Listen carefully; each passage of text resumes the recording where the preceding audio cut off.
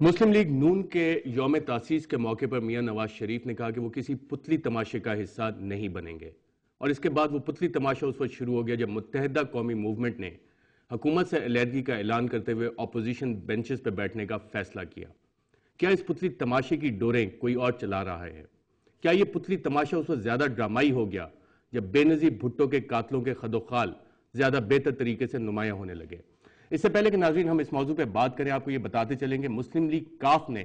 Prime minister یوسف رضا گیلانی کو مشروط حمایت کی یقین دہانی کرائی ہے۔ ساتھ ساتھ مسلم لیگ نون کا یہ بھی کہنا ہے کہ وہ جمہوریت کو پٹری سے نہیں اترنے دیں گے۔ ایسے حالات میں متحدہ قومی موومنٹ اور جمعیت علماء اسلام فضل الرحمان گروپ کے پاس کیا آپشنز رہ جاتی ہیں؟ کیا ان کے پاس اتنے نمبرز ہیں کہ وہ ایک نیا وزیر اعظم لا سکیں، یا ایسی صورتحال میں جب آئین میں تبدیلی ہو چکی ہے اور پریزیڈنٹ آصف علی زرداری یہ کہہ چکے ہیں کہ پیپلز پارٹی پرائم منسٹر گیلانی کے ساتھ کھڑی ہے، تو کیا اپوزیشنز وہ نمبر پروڈیوس کر سکے گی کہ vote of no confidence prime minister کے خلاف سکسیسفل ہو سکے؟ ہمارے ساتھ اس موضوع پہ بات کرنے کے لیے بیگم عابدہ حسین پیپلز پارٹی سے موجود ہیں، خرم دستگیر مسلم لیگ نواز سے، اور ماروی میمن صاحبہ مسلم لیگ کاف سے۔ بیگم عابدہ حسین صاحبہ، کیا اس وقت ملک میں ایک پتلی تماشا چل رہا ہے جس کی ڈوریں کوئی اور ہلا رہا ہے، اور خاص طور پہ اس وقت یہ ڈرامہ زیادہ تیز ہو گیا جب ایجنسیوں کے لوگوں کے نام آنے لگے کہ وہ بے نظیر بھٹو کے قتل کو چھپانے میں کہیں نہ کہیں ملوث ہیں؟ That's one way of looking at it. لیکن میں یہ سمجھتی ہوں کہ ہماری جو پوری سیاسی تاریخ ہے وہ اس بات کی غماز ہے کہ تاریں کھینچنے والے تو ہوتے ہیں۔ اب یہ سیاستدان کی اپنی بصیرت کا تقاضا ہے کہ وہ تاریں کھینچنے والوں کے وار جو ہیں اگر آتے ہیں تو اس کا دفاع کر سکیں۔ میں سمجھتی ہوں کہ بنیادی طور پہ ہمارے یہاں حکومتیں چلی ہیں، جتنی بھی چلی ہیں، وہ زیادہ بطاقت بازو، بویلا، وسائل کا استعمال اور کم بافہم انداز میں۔ اب یہ کولیشن گورنمنٹ ایک ایسی کیفیت ہوتی ہے سیاست کی کہیں پہ بھی دنیا میں کہ یہاں پہ فہم کی ضرورت ہوتی ہے، اور مجھے اعتماد ہے اس مقننہ پہ کہ اس میں اتنا کلیکٹیولی اتنا فہم ہوگا کہ یہ سب مل جل کے سیلف ڈسٹرکٹ نہ کرے۔ خرم دستگیر صاحب، جب میاں نواز شریف صاحب کہتے ہیں کہ میں کسی پتلی تماشے کا حصہ نہیں بنوں گا، تو یہ پتلی تماشا چلا کون رہا ہے اور پتلی تماشے سے مراد کیا ہے؟ پتلی تماشا پاکستان میں بہت دفعہ کھیلا گیا ہے، آپ کے سامنے ہے، اور کھل کر بات کرنی چاہیے کہ جو ہماری حساس ایجنسیاں جنہیں کہا جاتا ہے وہ اس کھیل میں شریک رہی ہیں، وہ ممبران اسمبلی کو خریدتے رہے ہیں، بیچتے رہے ہیں، اور ان کے ذریعے وہ حکومتیں بدلتے رہے ہیں یا حکومتوں کو پریشرائز کرتے رہے ہیں، حکومتیں ٹوٹتی بھی رہی ہیں۔ اب ہمارے قائد کا اگر ہم کہہ سکتے ہیں کہ وہ اگر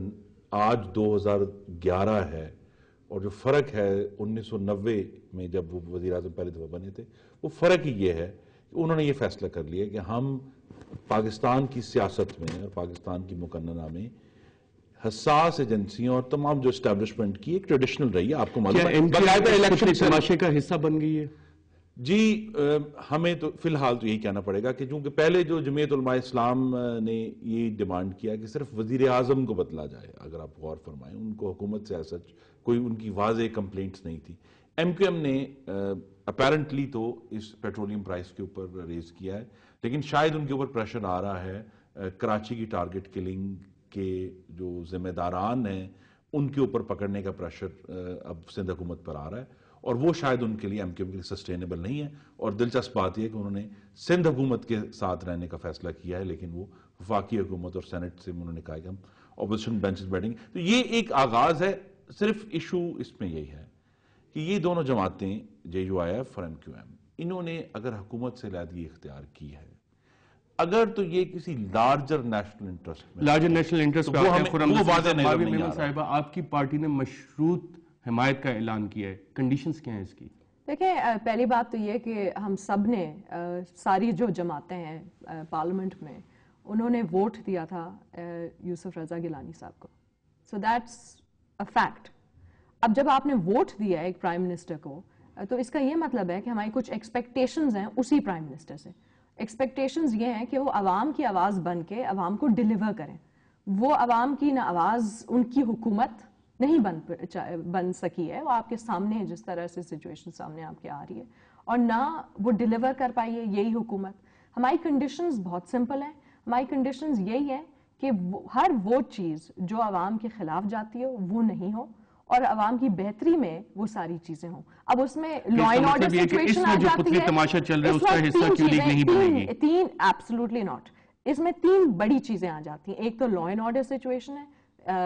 قیمتوں میں اضافہ, چاہے وہ پیٹرولیم ہو یا الیکٹرسٹی ہو, اور اوور آل ایک فائنینشیل کرائسس جو ہوا ہوا ہے, ایک پولیٹیکل اسٹیبلٹی کی جب بات آتی ہے, ہم کسی بھی صورت میں اس پتلی سچویشن کا حصہ نہیں ہیں, نہ ہوں گے. اور جس طرح سے ابھی آپ نے ایک اور پارٹی کا ذکر کیا, ان کی جو کولیشن پارٹنرز ہیں, ان کی دونوں کولیشن پارٹنرز جو ہیں,